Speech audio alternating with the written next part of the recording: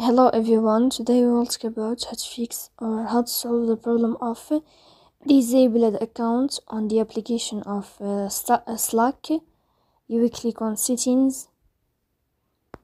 In this page you can click on apps, default apps, app settings. On above you can search about Slack and you will enter here. Then you can click on first stop and you can click OK.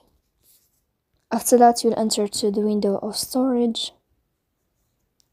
Here you can click clear cache. Don't click clear data because that can cause you errors or can delete your account.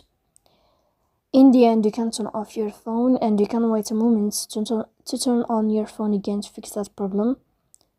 So please don't forget to support us by like and subscribe. See you next time in another video, and thank you for your attention and your watching.